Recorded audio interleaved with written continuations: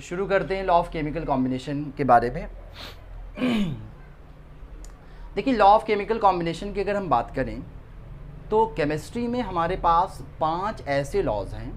Chemistry में 5 ऐसे laws हैं जो ये डिसाइड करते हैं कि किस तरह से एलिमेंट आपस में कंबाइन करते हैं और कंबाइन करने के बाद प्रोडक्ट का फॉर्मेशन करते हैं, मतलब कंपाउंड का फॉर्मेशन करते हैं। बात को क्लियर तरीके से समझें। केमिस्ट्री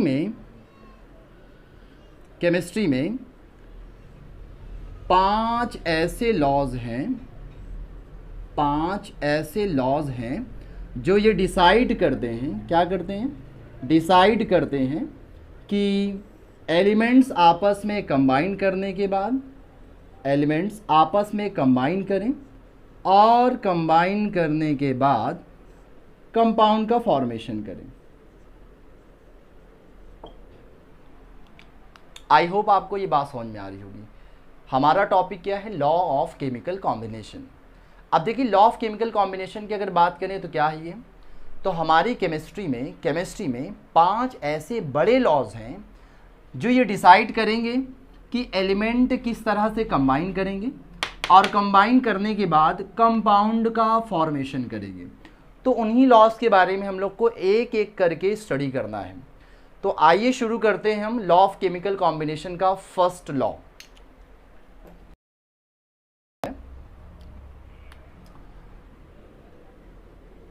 उसे law of conservation of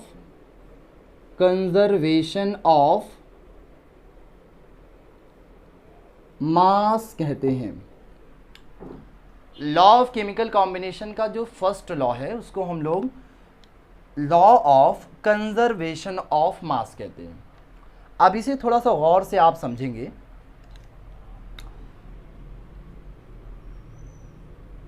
law of conservation of mass के बारे में बताने वाले जो साइंटिस्ट हैं उनका नाम है, जो कि फ्रेंच के रहने वाले हैं, फ्रेंच केमिस्ट हैं जिनका नाम है एंटोइनी लेवोइजियर।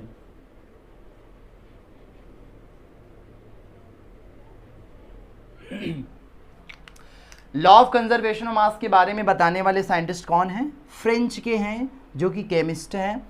उनका नाम एंटोइनो लेवोइजियर है, जो कि फादर ऑफ केमिस्ट्री के भी नाम से इन्हें जाना जाता है। फादर ऑफ केमिस्ट्री, जिन्हें हम फादर ऑफ केमिस्ट्री के नाम से भी जानते हैं। लॉ ऑफ कंजर्वेशन ऑफ मास जो है ये 1789 में डिराइव किया गया था। कुछ बुकों में अगर आप पढ़ेंगे तो वहाँ पे आप पाएंगे 1774। तो आपके एनसीईआरटी की अगर बात की जाए तो वहाँ पे 1789 गिवन है, और अगर आप कोई रेफरेंस बुक पढ़ रहे हैं तो वहाँ पर कहीं कहीं कुछ बुकों में 1774 दिया गया है। थोड़ा सा बात को फिर से एक बार समझेंगे। हमारा जो टॉपिक है वो है लॉ ऑफ केमिकल कॉम्बिनेशन। हमें लॉ ऑफ केमिकल कॉम्बिनेशन के बारे में स्टडी करना है। उसमें हम लोग पहले लॉ की बात कर रहे हैं यहाँ पे, जिसे आप लॉ ऑफ कंजर्वेशन ऑफ मास कहते हैं। लॉ ऑफ कंजर्वेशन ऑफ मास को देने वाले फ्रेंच केमिस्ट एंटोइनो लेवोइजियर हैं, जिन्हें हम फादर ऑफ केमिस्ट्री के भी नाम से जानते हैं। ये जो लॉ है वो दिया गया है 1789 में, जिसे आप कुछ बुकों में ये भी गिवन है कि 1774 में। कुल मिलाकर ये कहें कि 17 और 18 सेंचुरी के बीच की ये बात है। ओके, अब देखिए थोड़ा सा और गौर से समझेंगे।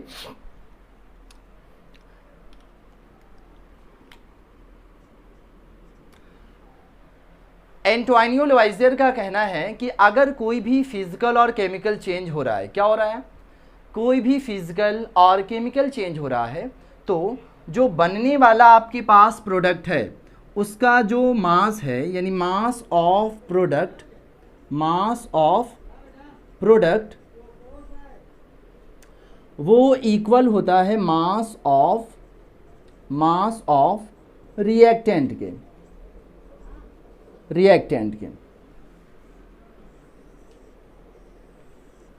थोड़ा सा गौर से समझें।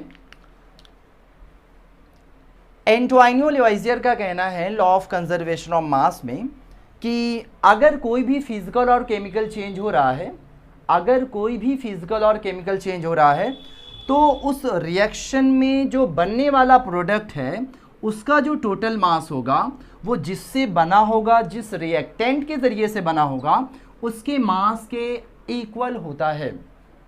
ओके, बात समझ में आ रही है? फिर से एक बार समझ लें। एंटोनियो लुइसियर का कहना है कि कोई भी फिजिकल और केमिकल चेंज हो रहा है, यानी कि हमारे पास रिएक्शन हो रही है, तो जो रिएक्शन में बनने वाला प्रोडक्ट है उसका जो टोटल मास होगा वो रिएक्टेंट के टोटल मास के क्या होना चाहिए, बराबर होता है। अब बात को थोड़ा और गौर से समझें, ये कब होगा, ये काम कब हो सकता है, जब हमारा जो मैटर है यानी मास जो है नाइदर बी क्रिएटेड और नॉर बी डिस्ट्रॉय।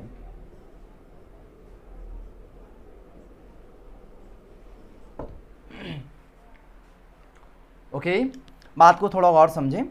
एंटोनियो लुइसियर का कहना है कि जो law of conservation of mass है उसको कुछ इस तरीके से बता रहे हैं कि कोई भी केमिकल रिएक्शन अगर हो रही है तो केमिकल रिएक्शन में जो रिएक्टेंट्स पार्टिसिपेट कर रहे हैं उन रिएक्टेंट्स का जो टोटल मास होगा वो बनने वाले प्रोडक्ट के टोटल मास के क्या होना चाहिए, बराबर होगा।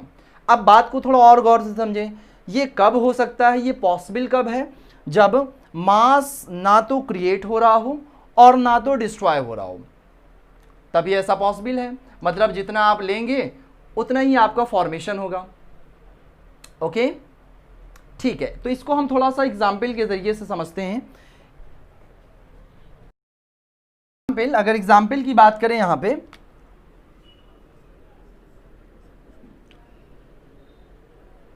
कैल्शियम कार्बोनेट को जब हम हीट करते हैं, कैल्शियम कार्बोनेट को जब हम हीट देते हैं तो ये कैल्शियम ऑक्साइड में प्लस कार्बन डाइऑक्साइड में क्या होता है, डिकम्पोज हो जाता है। ओके, अब यहाँ पर थोड़ा सा गौर से समझें। अगर यहाँ पर अगर हम कैल्शियम कार्बोनेट का टोटल मास की बात करें, सपोज यहाँ पर हमने कैल्शियम की बात की, यहाँ पे कैल्शियम कार्बोनेट का, तो यहाँ पर कैल्शियम का जो एटॉमिक मास यूनिट होता है वो 40 होता है, और इसके अलावा जो हमारे पास कार्बन है वो 12 है, और जो ऑक्सीजन है वो कितना है, 3 × 16। आप इसे ऐड करेंगे तो ऐड करने पर आपको मिलने वाला है 100 ग्राम्स या 100 एटॉमिक मास यूनिट। आप इधर थोड़ा सा गौर करें, कैल्शियम कार्बोनेट, कैल्शियम आपका कितना है, 20 मास एटॉमिक मास यूनिट है, ऑक्सीजन 16 है, प्लस आप इसको करिए थोड़ा सा, कार्बन 12 है, ऑक्सीजन 1 का 16 होता है तो 2 के लिए 32 हो जाएगा। आप इसे ऐड करें तो ऐड करने पर आपको कितना मिलने वाला है, 100 एटॉमिक मास यूनिट मिलने वाला है। तो यहाँ पर हो क्या रहा है कि यहाँ पर जितना आप, अच्छा ये जो आपका लिया गया है रिएक्शन के लेफ्ट साइड में वो आपका क्या है, रिएक्टेंट है, और जो रिएक्शन के राइट साइड में गिवन है वो आपका क्या है, प्रोडक्ट है। तो रिएक्टेंट का जो टोटल मास है वो कितना है, 100 एटॉमिक मास यूनिट, और जो आपके पास प्रोडक्ट का जो टोटल मास है एटॉमिक मास यूनिट में वो भी 100 एटॉमिक मास यूनिट है। इसका मतलब ये क्या है, बराबर है।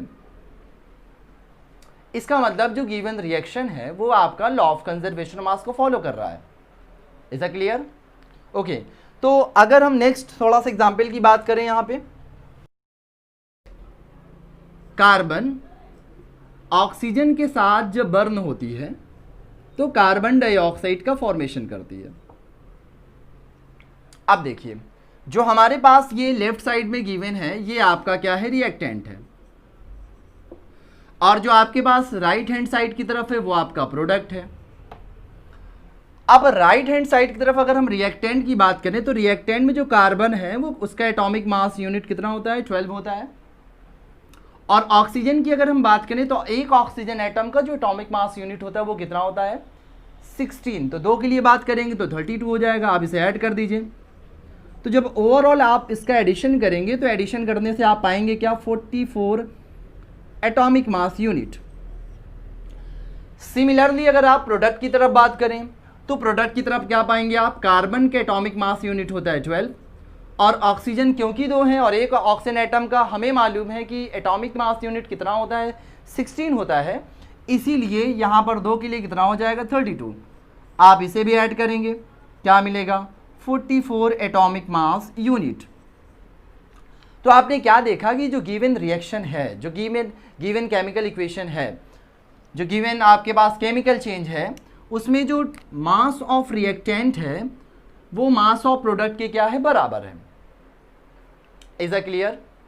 तो अगर ऐसा है तो वो केमिकल इक्वेशन या कोई केमिकल रिएक्शन वो क्या है, लॉ ऑफ कंजर्वेशन ऑफ मास को फॉलो कर रहा है, और हम कहेंगे कि वहां पर law of conservation of mass applicable है। ओके, फिर से एक बात समझ लें, हमारा जो टॉपिक था वो क्या है, लॉ ऑफ कंजर्वेशन ऑफ मास। इस बात को ड्राइव करने के लिए, एक्सप्लेन करने के लिए साइंटिस्ट हैं जो कि फ्रेंच के रहने वाले हैं, उनका नाम क्या है, एंटोइनो लवाइजियर हैं, जिन्हें आप फादर ऑफ केमिस्ट्री के भी नाम से जानते हैं। और ये बात जो है 1789 की है, कुछ बुकों में आप पढ़ेंगे तो 1774 भी गिवन है। उनका कहना है कि कोई भी केमिकल रिएक्शन अगर हो रही है, कोई भी फिजिकल रिएक्शन हो रही है, तो वहाँ पर जो मास ऑफ प्रोडक्ट होगा जो कि ऑब्टेन हो रहा होगा किसी के ज़रिए से, वो मास ऑफ रिएक्टेंट के बराबर होता है। इसका मतलब ये पॉसिबल तभी है जब मास ना तो क्रिएट हो रही हो ना तो डिस्ट्रॉय हो रही हो। सो अगर हम law of conservation of mass की बात करें तो law of conservation of mass क्या है कि according to law of conservation of mass, the total mass of the reactant just equal to the total mass of the product in a given chemical reaction, in a given physical reaction. Okay, next, तो ये तो बात थी हमारे पास law of conservation of mass की थी। अब अगर हम थोड़ा सा प्रेजेंट डे की बात करें कि आज के वक्त में यानी मौजूदा वक्त में जो हमारे पास law of conservation of mass है उसकी क्या पोजीशन है, उसको थोड़ा सा गौर से समझ लें।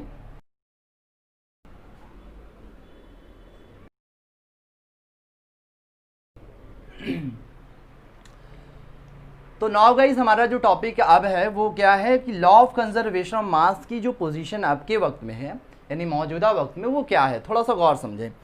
साइंटिस्ट हैं जिनका नाम है अल्बर्ट आइंस्टीन। ये 20वीं सेंचुरी की शुरुआत की बात है। क्या नाम है साइंटिस्ट का, Albert Einstein. Albert Einstein, Albert Einstein.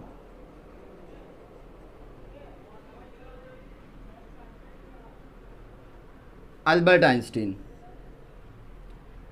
Albert Einstein ने जो है ये बताया कि मास को हम एनर्जी की फॉर्म में कन्वर्ट कर सकते हैं, मास को हम एनर्जी के फॉर्म में कन्वर्ट कर सकते हैं। और उन्होंने कुछ इक्वेशन दिया कुछ इस तरीके से, E = mc², जहां पे जो आपका E है वो आपका एनर्जी टर्म है और जो m है वो मास ऑफ द बॉडी है या मास ऑफ द मैटर, और इसके अलावा जो c है वो आपका वेलोसिटी ऑफ लाइट।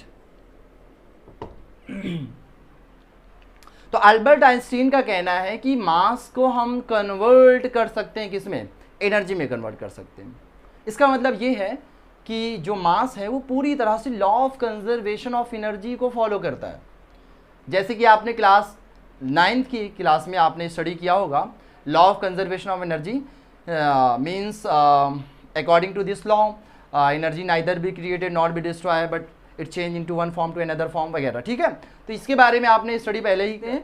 और एनर्जी को हम लोग किस टर्म में लिख सकते हैं, मास के टर्म में लिख सकते हैं, ठीक है। तो अगर हम यहाँ पे प्रेजेंट की बात कर रहे हैं कि law of conservation of mass की क्या पोजीशन है, तो कुछ इस तरीके से कि हम मास को एनर्जी के फॉर्म में, एनर्जी को मास के फॉर्म में कन्वर्ट कर सकते हैं। ओके ओके, तो अब नेक्स्ट टॉपिक हम लोग शुरू करते हैं।